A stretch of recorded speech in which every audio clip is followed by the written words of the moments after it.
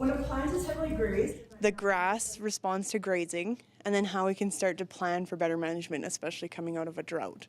Jessica Emmott is an agronomist who lectures at Lakeland College. She's encouraging producers to look at their grazing management practices. Like southern Alberta, southern Saskatchewan got hit really hard for the last 2 or 3 years, even in some areas.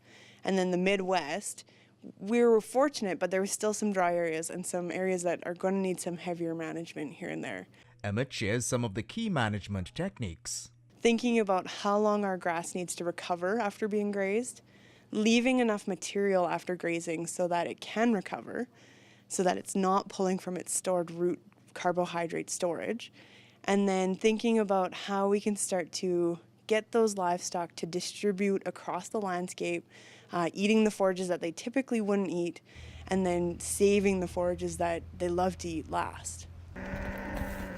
It's rotational grazing with a twist of delayed gratification. Emmott gets into the math of feeding cows. It's a very technical sort of math, but it does help producers understand how much a pasture can hold and how much their herd would actually consist of and how much they need to eat. So how long can we keep them in a pasture, or how many cows is appropriate for a certain pasture, let's say. And so by understanding it, they'll be able to manage for it better. They might not be able to do the math, but they'll understand that, oh yeah, this is where it comes from. Allowing plants to rest and recover helps ensure pastures have enough carbohydrates to survive winter.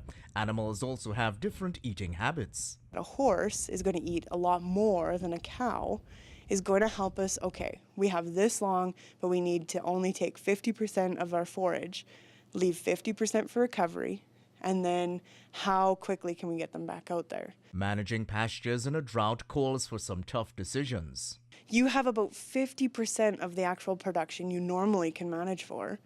Now we can start to consider, and maybe that means cutting out down the herd, the livestock herd that year. Let's talk about this year with this drought, what happened. Gerard Lampow, Primetime Local News.